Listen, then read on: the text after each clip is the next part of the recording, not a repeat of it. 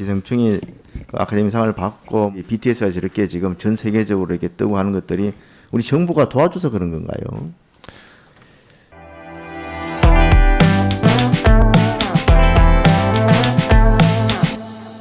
예, 대구 북구월 출신 국민의힘 김성수입니다. 장관님, 그 내년도 우리 문체부 예산 제일 중점 편성된 사업이 어떤 사업들입니까? 네, 뭐 그 기존에 늘 해오던 거 말고요.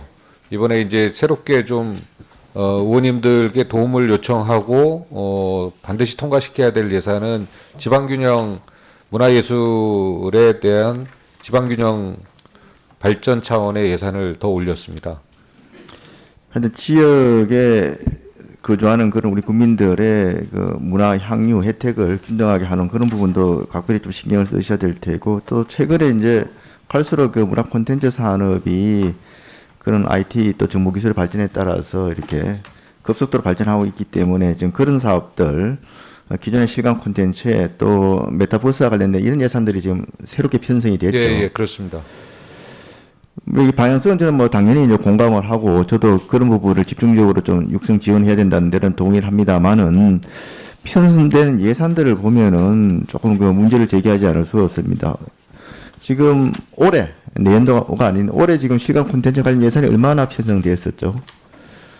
제가 수치는 정확하게, 네. 올해 지금 작년 올해 그 추진된 실감 콘텐츠 사업들에 대한 성과 평가는 이루어졌습니까?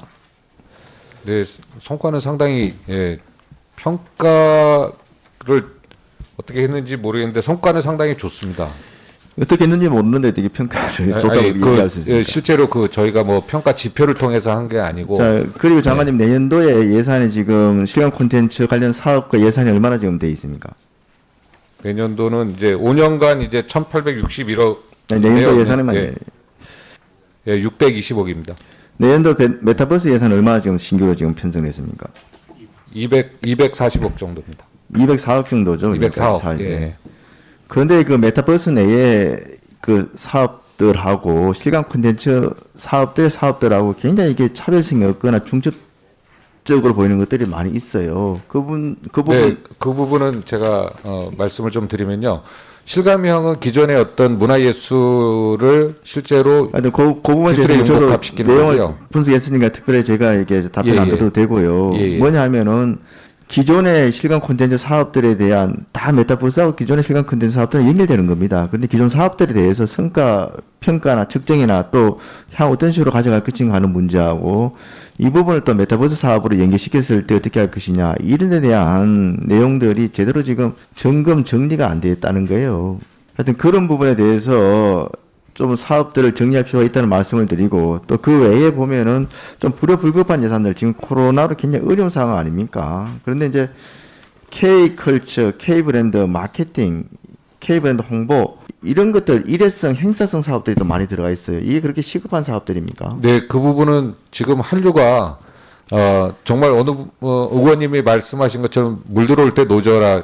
이게 부처 간 그 협의가 다 된 겁니다. 중복이 안 됩니다. 한류가 우리가 지금 뭐 기생충이 그 아카데미상을 받고 뭐 여러 가지 이런 부분들이 BTS가 저렇게 지금 전 세계적으로 이렇게 뜨고 하는 것들이 우리 정부가 도와줘서 그런 건가요? 이게 민간 부분이 자체적으로 굉장히 그 역할을 했고 경쟁력을 키웠기 때문에 그런 겁니다. 우리는 지원을 해주면 되는데, 오히려 보면은 물 들어올 때 노저라는 게 아니고 밥 다 차려놓으니까 숟가락만 얹어 놓자는 그런 사업들이 많이 있다는 거죠. 보면 생색만 내는. 그래서 그런 부분들은 좀 정리해야 되고, 예, 좀 들어보십시오. 그리고 실질적으로 지금 제일 어려운 게 우리 문화체육 쪽에 지금 코로나로 직접적으로 타격을 입은 그런 소상공인들이 가장 많지 않습니까? 네, 그렇습니다. 그런 분야에 대해서 제대로 지금 지원이 되고 있습니까? 지원은 한다고는 최대한 하고 있는데 턱없이 부족하죠. 지금 그 재난 지원 손실 보상 관련해 가지고 대부분 예영업이라든지 숙박업, 우리 문체소관 업종들이 지금 제외됐죠. 예, 그렇습니다. 이런 부분들에 대해서 어떻게 할 것입니까? 어떻게 할 겁니까? 그것은 한 1,000억 정도로 정부가 내년 예산에 간접 지원하는 방안을 이미 확보해 놓고 기재부하고 협의를 끝낸 상태고요. 그 다음에 직접적으로 재정 지원하는 부분에 대해서도 지금 논의하고 있습니다. 일단 그 상한 유예하는 게 한 1,700억 정도, 또 직접적으로 지원하겠다는 게 한 또 200억 정도 이렇게 추진하고 있다고 얘기 그건 들었는데 이제 내년 예산에 이미 반영된 거고요. 그렇지 않고 실제로 손실보상처럼 직접적으로 재정 지원하는 것도 기재부하고 지속적으로 협의하고 있습니다. 올해. 제 말씀은 하여튼 이런 부분에 대해서 실질적으로 집밥 금지 제한 업종에 포함이 안 돼서 제대로 손실 보상을 못 받는 이런 우리 문화체육관광 소감 업종들에게 실질적으로 도움이 될 수 있는 그런 쪽의 예산을 확실하게 좀 정액을 지켜야 된다 이런 말씀을 드립니다. 네, 그 부분을 협의하고 있다고 말씀드립니다. 여행업계와 관련해 가지고도 지금 뭐 제일 피해가 큰데 지금 여행업계에서 어떤 요청들을 하고 있는지 아십니까? 여행업은 뭐 가장 중요한 것은 직접 지원이죠. 일단은 뭐 당연히 손실 보상에 좀 포함시켜 달라는 건 당연한 요구고 지금 위드 코로나 이렇게 하면서 그러면 어떤 식으로 이게 여행하는 데 있어 가지고도 좀 안심하고 여행할 수 있는지 이런 부분에 대한 정부 차원의 홍보 캠페인 또 그리고 이제 이게 단체 여행 관광지 식당 이런 데 돼 가지고 지금 2차 접종자들에 대해서 여러 가지 좀 그 인센티브를 부여한 그런 데가 많지 않습니까? 이런 부분을 여행업계에도 좀 정해 달라는 거예요. 보면 예.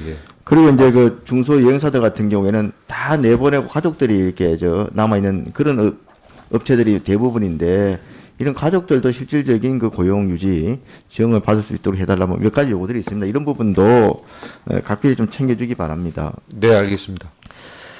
그리고 지금 경북도청 후적지가 2015년도에 이제 문체부에서 이렇게 용역을 했었는데 그때 1차 용역한 이후에 지금 거의 이제 국가에서 다 매입이 거의 완료된 상태죠. 네, 거의 마무리되는 과정입니다. 실질적으로 그러면은 이 부분을 구체적으로 어떻게 개발할 것인가. 애초에 그 용역은 사실은 계략적인 방향성만 제시한 거기 때문에 어떤 시설을 어떻게 그 배치를 할 것인가. 이런 구체적인 용역이 필요하다 보는데 이 부분에 대해서 검토한 게 있습니까? 현재 검토 중인 걸로 알고 있습니다. 충남도청 같은 게 이제 용역을 지금 했죠. 용역부터 네, 가서. 했습니다.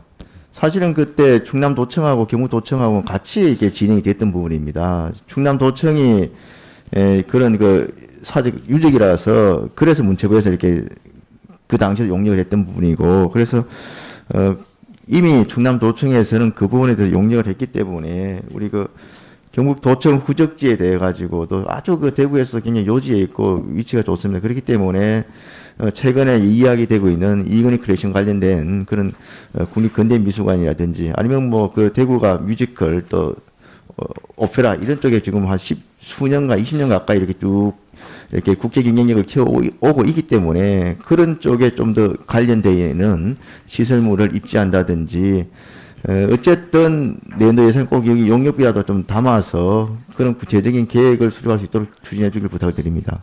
당연히 그 부분은 조금 포함돼서 검토되고 있고요. 대구 경북 시민들의 이야기를 더 많이 듣도록 하겠습니다.